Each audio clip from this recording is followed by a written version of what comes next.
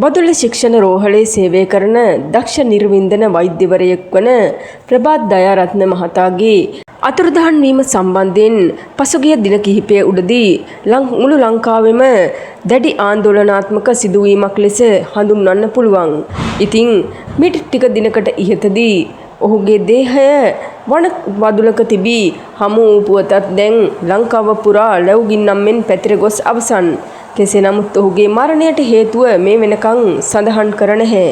කෙසේ වෙතත් ඔහු විසින් සියදිවි හානි කරගත්තාද යන්න තවමත් අනාවරණය වී නොමැති අතර ඔහුගේ දේහය හමු වූ ස්ථානයේදී යම් ප්‍රතිවර්ගයක්ද හමු වී තිබෙනවා. එම හේතුව නිසා බොහෝ දුරට ඔහු සිය ජීවිතය හානි කරගෙන කියා තමයි දැනට තොරතුරු වාර්තා වෙන්නේ.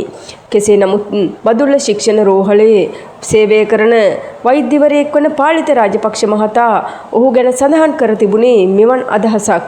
ඇත්තටම ඔහු දක්ෂ නිර්වින්දන වෛද්‍යවරයෙක්. ඊයේ උදෑසන 10න් පසු ඔහු සැත්කමක් කර අවසන් වීමෙන් අනතුරුව ඔහුගේ දුරකථනයට ඇමතුවත් ඔහු ප්‍රතිචාර දක්වා නැහැ. ඊට පස්සේ අපි හොයන්න ගත්තා ඔහුට මොනවද උනේ කියලා. රෑ 10ට විතර ඔහුගේ වාහනය මාපාකඩ 17 කණුවේ තිබිලා හම්බුණා. ඒ වගේම ඒ අවට යම් ප්‍රතිවර්ග විසිරලා තිබෙනු දක්නට ලැබුණා. මොනවා හින්දා මේක සිදු වුණාද කියලා අපි දන්නේ නැහැ. නමුත් සේවය නම් අකුරටම කරපු වෛද්‍යවරයෙක් ලෙස හඳුන්වන්න පුළුවන් යනුවෙන් ඔහු අදහස් දක්වා තිබුණා. කෙසේ නමුත් ඔහු මීට පෙර මානසික ප්‍රශ්නයක් හේතුවෙන් බෙහෙත්ගත් බවටත් තොරතුරු වාර්තා වෙනවා.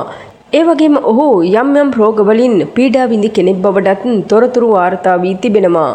කෙසේ නමුත් ඔහු කාර්යබහුලත්වය වැඩිකම නිසා යම් මානසික පීඩා විඳි බවටත් තොරතුරු වාර්තා වී තිබෙනවා. කෙසේ නමුත් ඔහු සියදිවි හානි කරගත්තාද නැද්ද යන්න මේ වෙනකන් සඳහන් වී නැහැ. කෙසේ නමුත් මෙම ප්‍රතිවර්ගයක් හොයා ගැනීම නිසා බොහෝ දුරට ඔහු සියදිවි නසා ගැනීමක් කළා කියලා තමයි දැනට සඳහන් වෙන්නේ. අපේ රටට හිටපු වගේම බදුල්ල ශික්ෂණ රෝහලේ හිටපු දක්ෂ නිර්වින්දන වෛද්‍යවරයෙක් ලෙස ඔහු හඳුන්වන්න පුළුවන්. ඉතින් ප්‍රභාත් දයාරත්න මහතාණනි ඔබට නිවන් සුව ලැබේවා කියලා ප්‍රාර්ථනා කරමු. ඉතින් මේ වගේ රටේ ලෝකයේ සිදුවන සියලුම තොරතුරු දැනගන්න අපේ නාලිකාව සබ්ස්ක්‍රයිබ් කරලා තියාගන්න.